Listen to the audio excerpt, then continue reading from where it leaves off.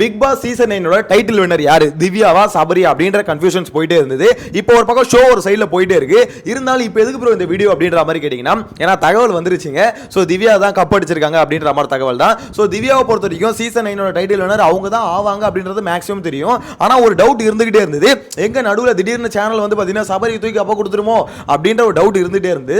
But அதெல்லாம் எதுவுமே இல்லை, ஓட்டிங் பேசிஸ்லேயே போயிருக்காங்க. ஸோ அதனால தான் இப்போ நீங்கள் ஷோவில் கூட பார்த்துருக்கலாம், ஸ்டார்டிங்கில் வந்து திவ்யா எந்திரிச்சு நிற்கும் போது அங்கிருந்து ஆடியன்ஸ் வந்து அந்த அளவுக்கு பார்த்தீங்கன்னா பயங்கரமாக அப்ரிசியேஷன் கொடுத்துருப்பாங்க. அதை பார்க்கும்போது அப்பயே தோணிச்சு, ஓகே சேனல் அப்போ எந்த வேலையும் பண்ணக்கூடாதுன்னு முடிவு பண்ணிட்டானுங்க.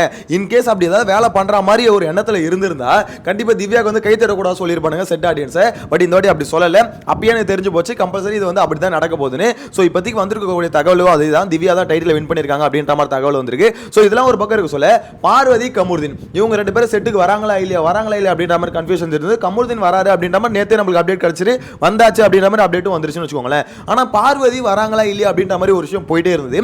ஃபைனலாக பார்த்தீங்கன்னா பார்வதி இன்னைக்கு வந்து ஒரு 4 மணிக்கு அந்த டைமில் தான் பார்த்தீங்கன்னா செட்டுக்குள்ளே உள்ள வந்திருக்காங்க. அவங்களும் வந்து பார்த்தீங்கன்னா ஜாயின் பண்ணியிருக்காங்க.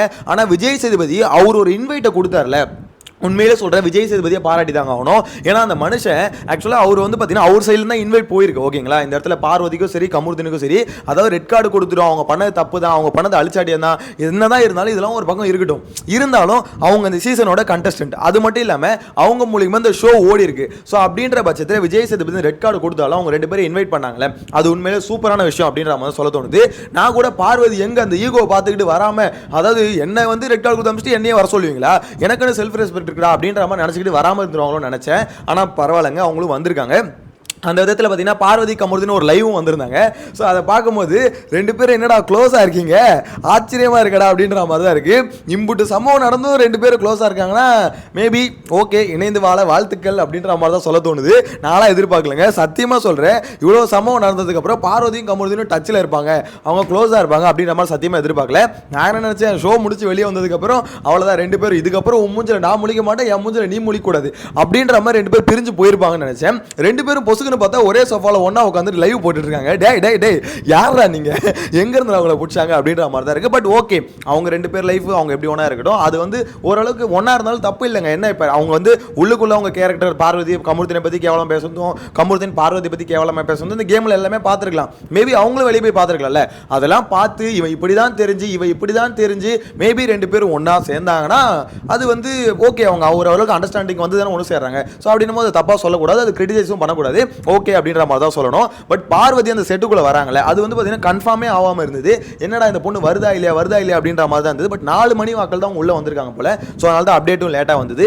என்னை பொறுத்த வரைக்கும் பார்த்தீங்கன்னா பார்வதி உள்ள வந்தது மட்டும் இல்லாமல் விஜய் சேதுபதி இவங்க ரெண்டு பேர் மேலே இருந்த ஹேட்ரேட் இருந்ததுல, அதை வந்து பயங்கரமாக ரெடியூஸ் பண்ணியிருக்காரு. ஆக்சுவலாக விஜய் சேதுபதி உண்மையிலே சொல்கிறேன், இவங்க ரெண்டு பேரும் பயங்கரமாக தேங்க் பண்ணணும். இவங்க என்னதான் அப்பாலஜி கேட்டு என்னதான் பண்ணாலும் சரி, இந்த மாதிரி ஒரு ஃபினாலே ஸ்டேஜுக்கு கூப்பிட்டு அவங்க மேலே இருந்த அந்த வன்மம் வந்து பார்த்தீங்கன்னா அப்படியே இருந்திருக்கும். அவங்க மட்டும் ஃபினாலேக்கு வரலன்னு வச்சுக்கோங்களேன், அப்படியே ரெட் கார்டு கொடுத்து ஒதுக்கப்பட்ட மாதிரியே இருந்திருப்பாங்க. இப்போ இவங்க வந்ததுனால மேபி இவங்க செலிப்ரேஷன்லேயே கலந்துக்கலாம். அதாவது பிக் பாஸ் செலிப்ரேஷன் இருக்குல்ல, கொண்டாட்டம். ஸோ அதுலேயும் பார்வதியால் கலந்துக்க முடியும், கமருதீனால கலந்துக்க முடியும். ஏன்னா இப்போ இது ஃபினாலேக்கு வந்துட்டாங்களே. ஸோ ஆனால் விஜய் சேதுபதி இந்த கமருதீனை கூப்பிட்டு இன்ட்ரடியூஸ் பண்ணும்போதே அதை கமருதீன் வாங்க அப்படின்னு கூடும்போதே அவர் சொல்லியிருந்தாரு, உங்களுக்கு நான் எத்தனை தடவை சொன்னேன், படிச்சு சொன்னேன்டா முதவி, திருந்து நீ அப்போ நல்லா தானே இருந்த, அதுக்கப்புறம் கொஞ்ச நாள் டக்குன்னு என்ன டைவர்ட் ஆனேன், ஸோ உங்கள் கேம் அங்கே மாறி போச்சு, எல்லாம் மாறி போச்சு அப்படின்ற மாதிரி சொல்லிட்டு, பட் எல்லாம் பரவாயில்ல அப்படின்ற மாதிரி ஒரு மாதிரி பார்த்தீங்கன்னா ஓகே இந்த இடத்துல வந்து இவங்களுக்கு வந்து ஒரு விஷயம் நடந்துருச்சு, ரெட் கார்டு கொடுத்து முடிச்சிட்டோம், அதோட ஒழிச்சு விடாம அவங்கள வந்து பார்த்தீங்கன்னா திருப்பி, அதாவது அவங்களே ஒரு மனுஷங்களா திருப்பி மாற்றணும் அப்படின்னு சொல்லிட்டு அவங்களுக்கு ஒரு வாய்ப்பு கொடுத்து அந்த வாய்ப்பை சூப்பராக விஜய் சேதுபதி அமைச்சு கொடுத்துருக்காரு அப்படின்ற மாதிரி தான் சொல்லணும். ஸோ அந்த விதத்தில் உண்மையிலே சொல்றேன், விஜய் சேதுபதி நம்ம பாராட்டி ஆகணுங்க. ஏன்னா அந்த மனுஷன் ரெட் கார்டு கொடுத்தது கரெக்ட் தான். இவங்களுக்கு ரெட் கார்டு கொடுத்ததெல்லாம் தப்புலாம் கிடையாது, அது 100% கரெக்ட் தான். அவங்க பண்ண தப்புக்கு தான் ரெட் கார்டு கொடுத்து அமிச்சாங்க. அவங்க பிஆர் டீம் வேணா உருட்டலாம், அவங்க ரியல் வின்னரு இவங்க ரியல் வின்னரு அப்படின்ற மாதிரி என்ன வேணா உருட்டலாம். அதே மாதிரி கமருதீன் பண்ணது தப்பே இல்லை அப்படின்ற மாதிரி என்ன வேணா சொல்லலாம். பட் என்னன்னா இவங்க ரெண்டு பேரும் அதை அக்செப்ட் பண்ணிட்டு அப்பாலஜி கேட்குறாங்களே, ஸோ அதுதான் அவங்களுக்கு நல்லது. அது மட்டும் இல்லாமல் இந்த மாதிரி திருப்பி விஜய் சேதுபதி ஃபினாலே கூப்பிட்டு அவங்க மேலே இருக்க வன்மத்தை குறைச்சி விட்டுருக்காரு. ஸோ இது ரொம்ப நல்லது, பார்வதிக்கும் சரி கமருதீனுக்கும் சரி ரொம்ப நல்லது அப்படின்ற மாதிரி தான் சொல்லணும். அப்படியே மட்டும் இருந்ததுன்னு வச்சுக்கோங்களேன், கண்டிப்பாக வெளியே இவங்க தலை காமிக்க முடியாமல் தான் இருந்திருக்கும். பட் இப்போ கூப்பிட்டு அந்த வன்மத்தை ஒரு மாதிரி நியூட்ரலைஸ் பண்ணி விட்டுருக்காரு அப்படின்ற மாதிரி தான் சொல்லணும். இன்னொன்று திவ்யா வின் பண்ண மொமெண்ட், ஆக்சுவலாக திவ்யா வந்து பார்த்தீங்கன்னா டைட்டில் வினர் அவங்க தான் அப்படின்ற மாதிரி ஒரு அப்டேட்டும் வந்துருச்சுன்னு வச்சுக்கோங்களேன். ஸோ எனக்கு அதை பார்க்கும்போது என்ன தோணுச்சுன்னா, திவ்யா வந்து வின் பண்ணுவாங்களா இல்லையா அப்படின்ற ஒரு டவுட் பயங்கரமாக எனக்குமே இருந்தது. என்னதான் ஓட்டில் லீடிங்காக இருந்தாலுமே நான் என்ன நினச்சேன், இல்லை சபரி தூக்கி கொடுத்துருவானுங்க. ஏன்னா சேனலை பொறுத்த வரைக்கும் பார்த்தீங்கன்னா திவ்யாவை எந்த இடத்துலையுமே அப்ரிஷியேட்டே பண்ணல, எல்லா இடத்துலையும் ஒரு மாதிரி டவுன் பண்ணிக்கிட்டே இருந்தாங்க, மொக்க பண்ணிக்கிட்டே தான் இருந்தாங்க. ஸோ அப்படி தான் திவ்யா வந்து பார்த்தீங்கன்னா இந்த ஷோ ஃபுல்லாக காமிச்சிட்டு இருந்தாங்க. கடைசி வீக் ஃபுல்லாக பார்த்தீங்கன்னா திவ்யாக்கான ஸ்கோப் வந்து ரொம்ப கம்மியாயிடுச்சு. ஸோ இப்படி வந்து ஒரு சேனல் வந்து ப்ரொஜெக்ட் பண்ணுது, இப்படி பண்ணுற சேனல் வந்து கம்பல்சரி இந்த பொண்ணை வின்னர் ஆகுமா இல்லை ரன்னர் அப் ஆகுமா அப்படின்ற ஒரு டவுட் இருந்துகிட்டே இருந்தது. ஃபைனலாக சேனல் வந்து ஒரு விஷயம் புரிஞ்சுக்கிட்டாங்க. என்னன்னா ஆல்மோஸ்ட் இப்போ தெரிஞ்சிருச்சு, மோஸ்ட்லி இவங்களுக்கு தான் ஓட்டு அதிகம், சப்போர்ட் அதிகமாக இருக்குன்னு தெரிஞ்சு போச்சு. ஸோ இதுக்கப்புறமும் நம்ம ஆப் அடிச்சோம்னா அது வந்து நம்மளுக்கு ஆப்பா மாறிடும். ஸோ அதனால நம்ம இதெல்லாம் பண்ண வேணாம் அப்படின்னு நம்ம டிசைட் பண்ணிட்டாங்க அப்படின்ற மாதிரி தான் தோணுது. ஃபைனலாக பார்த்தீங்கன்னா திவ்யாக்கு வந்து கப்பு கொடுத்துருக்காங்க. இப்போதைக்கு இந்த தகவல் தான் வந்திருக்கு, திவ்யா வந்து அஃபிஷியலாக வின் ஆயிருக்காங்க அப்படின்ற மாதிரி தகவல் தான் வந்திருக்குன்னு வச்சுக்கோங்களேன். ஏன்னா ஷூட் நேற்றுக்கு முடிஞ்சிருக்கும். ஸோ எனக்கு அதை பார்க்கும்போது ஓகே, இவங்க வந்து இந்த இப்போ இருக்கிற 4 பேரில் உண்மையிலே திவ்யா வந்து டிசர்விங் அப்படின்ற மாதிரி தான் சொல்லணும். என்ன வேணால் உருட்டலாங்க, திவ்யா அப்படி என்ன பண்ணிட்டாங்க, என்ன கேளிச்சிட்டாங்க அப்படின்ற மாதிரி என்ன வேணால் உருட்டலாம். அது உருட்டுறது அவங்க இஷ்டம், அவங்க பாட்டு உருட்டிட்டோம், அது பிரச்சனை இல்லை. விஷயம் என்னன்னா, இருக்கிறதுல ஒருத்தவங்க பெஸ்ட்டுன்னு சொல்லுவாங்களே, திவ்யா எதுக்கு அந்த இருக்கிறதுல இவங்க ஒருத்த அப்படின்ற மாதிரி சொல்லணும். யாரை பற்றி பின்னாடி பேசல, அதாவது தப்பாக பேசல, அவங்க முன்னாடி என்ன பேசுனாங்களோ அதே விஷயத்தை வேணால் பின்னாடி பேசுவாங்களே தவிர பின்னாடி பேசிட்டு அந்த விஷயத்தை வந்து முன்னாடி பேசாமல் இருந்ததில்ல. ஸோ அப்படின்னும் போது அவங்க ஒரு மாதிரி ஜெனியூனான கேம் ஆட்டாங்க. அவங்க பண்ண விஷயம் என்னன்னா, இப்போ லாஸ்ட் சீசன் முத்துக்குமரன் இருந்தார்ல, முத்துக்குமரன் அதே விஷயம் தான். அவன் வந்து பார்த்தீங்கன்னா யாரை பற்றி பின்னாடி தப்பாக பேச மாட்டான். அப்படி தப்பாக ஒன்று பேசுறான்னா அதே திருப்பி முன்னாடியும் பேசிடுவான். ஸோ அப்படின்னும் போது அது மக்களுக்கு பார்க்க சொல்ல ஓகே இவன் ரொம்ப ஜெனியூனாக இருக்கான், அங்கே யாரை பின்னாடி புறணி பேசல அப்படின்ற ஒரு தாட் இருக்கும்ல. ஸோ அது வந்து பார்த்தீங்கன்னா திவ்யா கிட்ட இருந்தது. ஸோ அந்த ஒரு குவாலிட்டி தான் பார்த்தீங்கன்னா அதாவது அவங்க கிட்ட பார்த்தீங்கன்னா பயங்கரமாக பர்ஃபார்மன்ஸ் அவங்க கிட்ட இல்லை, ஒரு டாஸ்க்ல அப்படியே ஆச்சா போச்சான்னு அப்படிலாம் ஒரு மண்ணாங்கடையும் கிடையாது. ஆனால் ஒரு மாதிரி ஜெனியூனிட்டி இருந்தது. ஓகே இந்த பொண்ணு ஜெனியூனாக இருக்குது, ரொம்ப ஸ்ட்ராங்காக இருக்குது, பயவிட மாட்டுது அப்படின்ற ஒரு தாட் வந்து பார்த்தீங்கன்னா மக்களுக்கு திவ்யா கொடுத்துட்டாங்க அப்படின்ற மாதிரி தான் சொல்லணும். ஏன்னா இப்போ இந்த ஷோ ஸ்டார்ட் ஆகும் போதே உங்களுக்கே தெரிஞ்சிருக்கும், திவ்யா எந்திரிச்சு நிற்கும் போது அந்த கிளாப்ஸ் அப்படியே அதிருது. ஆக்சுவலாக அவ்வளோ பேர் வந்து பார்த்தீங்கன்னா ஒரு அப்ரிசியேஷன் வந்து கொடுத்தாங்க.